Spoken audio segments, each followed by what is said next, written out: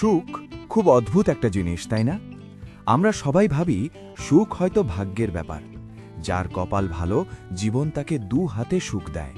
কিন্তু সত্যিটা কি জানেন? সুখ কোনো উপহার নয় যা আপনি এমনি এমনি পাবেন। সুখ হলো একটা চ্যালেঞ্জ, একটা সিদ্ধান্ত। প্রতিদিন সকালে ঘুম থেকে উঠে আপনাকে এই সুখের জন্য লড়াই করতে হয়, বিশেষ করে সেই দিনগুলোতে যেদিন মনে হয় পুরো পৃথিবী আপনার বিপক্ষে।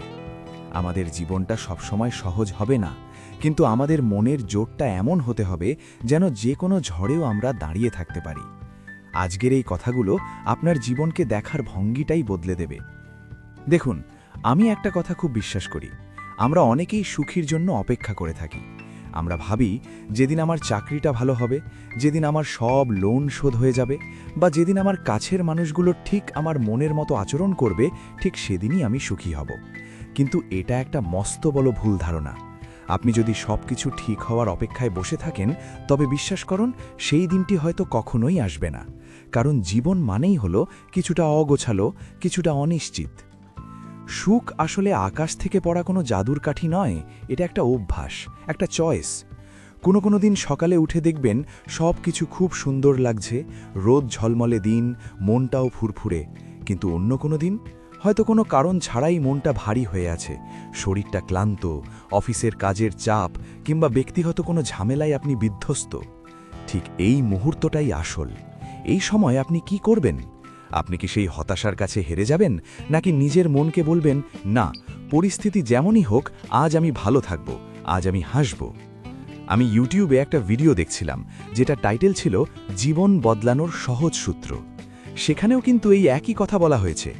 জীবন বদলানোর সেই সহজ সূত্রটা হলো, আমাদের ক্ষমতা এটা নয় যে আমাদের সাথে কি ঘটছে, আমাদের আসল ক্ষমতা হলো আমরা সেই ঘটনার প্রতি কিভাবে সাড়া দিচ্ছি।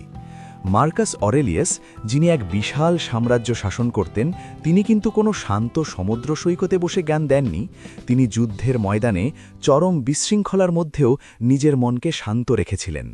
তাই প্রতিদিন সকালে নিজেকে প্রশ্ন করুন, আজ আমি কি বেছে নেব? তিক্ততা নাকি শান্তি? দুশ্চিন্তা নাকি সমাধান? মনের মধ্যে নেতিবাচক চিন্তা আসতেই পারে, সেটা আমাদের হাতে নেই, কিন্তু সেই চিন্তাকে পাত্তা দেব কিনা সেটা কিন্তু পুরোপুরি আমাদের হাতে। সকালের শুরুটা হোক নিজের জন্য। আপনার দিনের প্রথম 5 মিনিট হলো সবচেয়ে গুরুত্বপূর্ণ। আমাদের মনটা সকালে একটা স্পঞ্জের মতো থাকে, যা পায় তাই শুষে নেয়। অথচ আমরা কি করি? ঘুম থেকে উঠেই ফোনটা হাতে নিই। দুনিয়ার যত নেগেটিভ খবর, অন্যের জীবনের চাকচিক্য আর সোশ্যাল মিডিয়ার হইচই সব নিজের মাথায় ঢুকিয়ে নিই। দিন শুরু হওয়ার আগেই আমরা আমাদের নিয়ন্ত্রণ অন্যের হাতে তুলে দিই। ফোকাস ঠিক করা একটা মজার ব্যাপার খেয়াল করেছেন? আপনি যদি ভাবেন আপনার জীবনটা খুব কষ্টের, দেখবেন আপনি শুধু কষ্টের কারণগুলোই খুঁজে পাচ্ছেন। আর আপনি যদি ভাবেন আপনার জীবনে অনেক ভালো কিছু আছে, দেখবেন ছোট ছোট অনেক আনন্দের উপলক্ষ আপনার চোখে পড়ছে। এর কারণ হলো আমাদের মস্তিষ্ক। আমরা যেদিকে ফোকাস করি, মস্তিষ্ক সেটাকেই জুম করে বড় করে দেখায়। তাই অভিযোগ করা বন্ধ করুন। কেন আমার সাথেই এমন হলো, এই প্রশ্নটা করে কোনো লাভ নেই। বরং নিজেকে প্রশ্ন করুন, এই পরিস্থিতি থেকে আমি কি শিখতে পারি, বা এখন আমার হাতে কি করার আছে। যখনই আপনি ফোকাসটা সমস্যার দিক থেকে সমাধানের দিকে ঘোরাবেন, দেখবেন পৃথিবীটা অন্যরকম লাগছে। মনের খাবার। আমরা আমাদের শরীর নিয়ে কত সচেতন, তাই না? কয়েকদিন না খেলে আমরা অসুস্থ হয়ে পড়ি, কিন্তু মনের খাবারের বেলা আমরা দিনের পর দিন মনের মধ্যে আবর্জনা ঢোকাই। সস্তা বিনোদন, গসিপ, নেগেটিভ কথাবার্তা, এগুলো আমাদের মনের শক্তি কমিয়ে দেয়। আপনি যেমন খাবার খাবেন, আপনার শরীর তেমন হবে।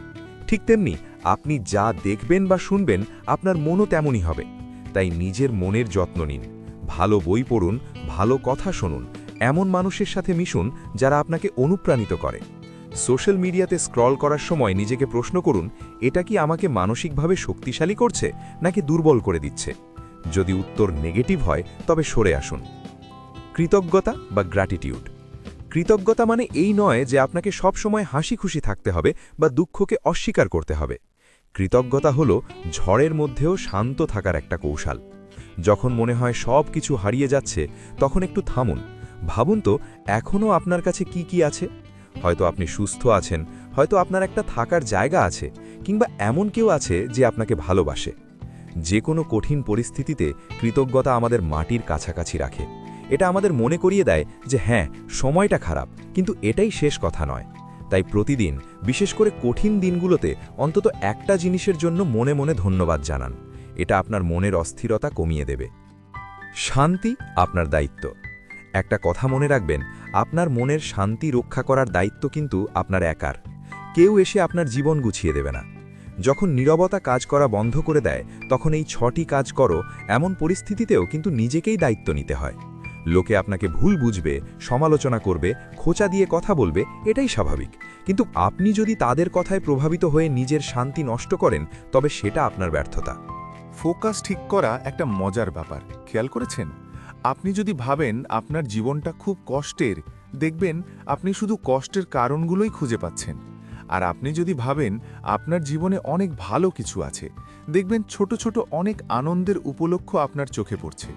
এর কারণ হলো আমাদের মস্তিষ্ক। আমরা যেদিকে ফোকাস করি, মস্তিষ্ক সেটাকেই জুম করে বড় করে দেখায়। তাই অভিযোগ করা বন্ধ করুন। কেন আমার সাথেই এমন হলো, এই প্রশ্নটা করে কোনো লাভ নেই। বরং নিজেকে প্রশ্ন করুন, এই পরিস্থিতি থেকে আমি কি শিখতে পারি, বা এখন আমার হাতে কি করার আছে। যখনই আপনি ফোকাসটা সমস্যার দিক থেকে সমাধানের দিকে ঘোরাবেন, দেখবেন পৃথিবীটা অন্যরকম লাগছে। মনের খাবার। আমরা আমাদের শরীর নিয়ে কত সচেতন, তাই না? কয়েকদিন না খেলে আমরা অসুস্থ হয়ে পড়ি। কিন্তু মনের খাবারের বেলা, আমরা দিনের পর দিন মনের মধ্যে আবর্জনা ঢোকাই। সস্তা বিনোদন, গসিপ, নেগেটিভ কথাবার্তা, এগুলো আমাদের মনের শক্তি কমিয়ে দেয়। আপনি যেমন খাবার খাবেন, আপনার শরীর তেমন হবে।